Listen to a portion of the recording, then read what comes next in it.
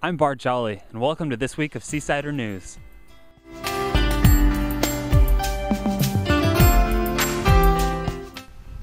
Well, all of us at BYU Hawaii are pretty excited about the temple reopening. Let's go with Lindsay Bancroft for an article about the open house. Students and community lined up to go through the Laie Temple open house this past week. Although there have been many changes brought to the temple, there are still original paintings that have been in there since 1919. The murals themselves, which were also done around the 1919 time period, were restored. So we went in and added color to them and brought them up and restored them. There's koa wood that's brought through the temple, which is obviously a Hawaiian element to it. The basic floor plan is the same, but I think they're going to be pleased to be able to see more of the murals. Some of those were obscured by the drapery. Some of the beautiful windows were also obscured by drapery, and all of the windows in the ordinance room surrounding the temple have been replaced with beautiful art glass. So is that everything you expect it to be? Yeah. It's better than what I thought, actually. Yeah, it's really, I guess, exceeded expectations. It's really spiritual. My favorite part is to have been able to see the progress from them beginning renovation, and also from having it being not lit up until these past couple weeks. Having it lit up has been a great sight to see. The open house is available to the public until November 13th. November 21st is the rededication of the Laie Temple, where Prophet President Monson will dedicate it. The following day, the temple will be open for members to do ordinances. Thank you, Lindsay. Well, to prepare for the open house, the community in BYU Hawaii had a service project in which we cleaned the grounds of the Laie Temple. Let's go to the story on that.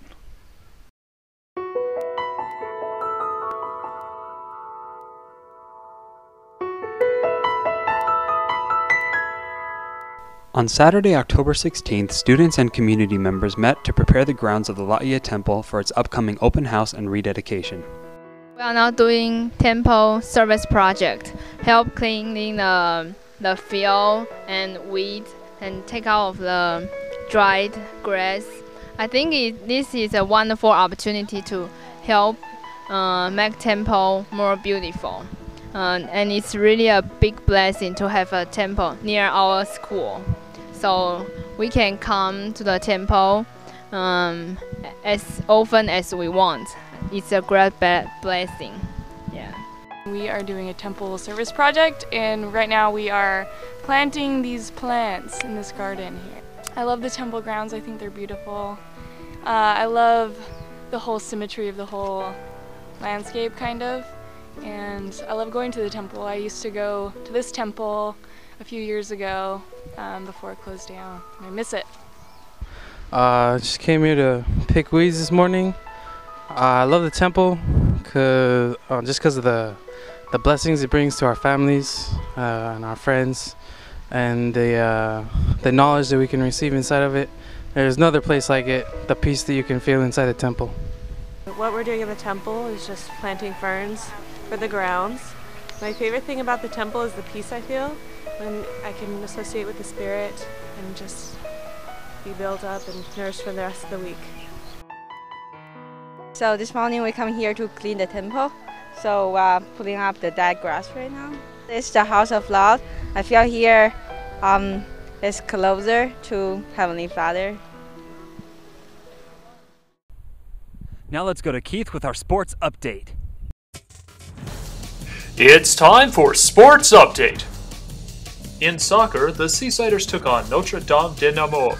The men's team was a bit tragic to watch, so I give you a sad song done by a random ukulele player to describe it all.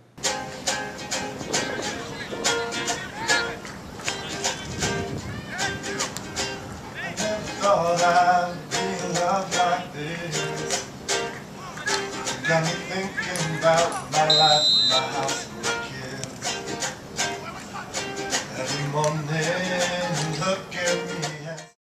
The men did not score a single goal and lost 3-0. They won their next game and then lost the third this week.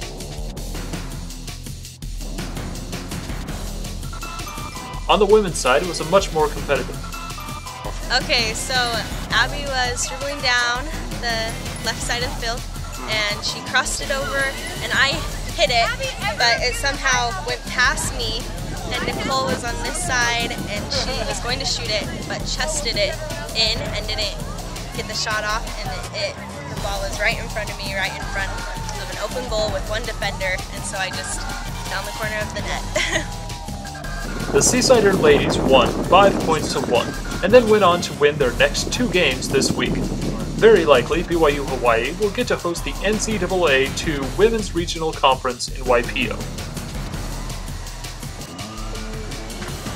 In volleyball, the Seasiders took on Hawaii Pacific University and had a tough match to go. In the second match, the ball was served, Kotiori pumped it up, Miller prepped and Becker spiked it. But it's hit back toward the Seasiders, where Kotiori gets the block. This brought the score 10-12.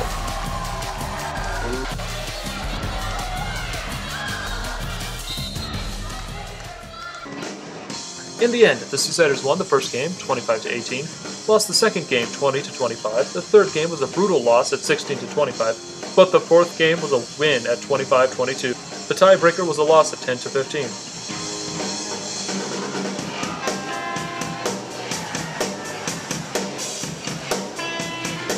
Hey, thanks for watching. I'm Keith Borgeltoss, and we will catch you all next week. Thanks for watching. From the Alaka'i, we'll see you next week.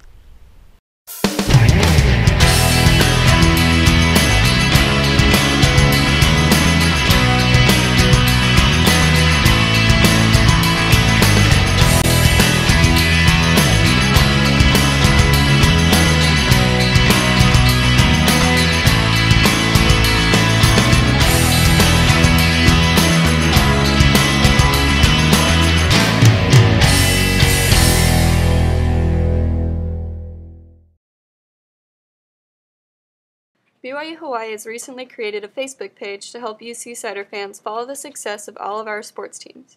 Complete with player interviews and links to game write-ups, the Seasider Athletics page is a great way to stay updated on future games and to learn more about the student athletes of each sport. BYU Hawaii Athletics has also created a YouTube channel with video interviews and game highlights of our Seasider teams. Be sure to add the Seasider Athletics Facebook page and tune into YouTube to learn more about your favorite athletes.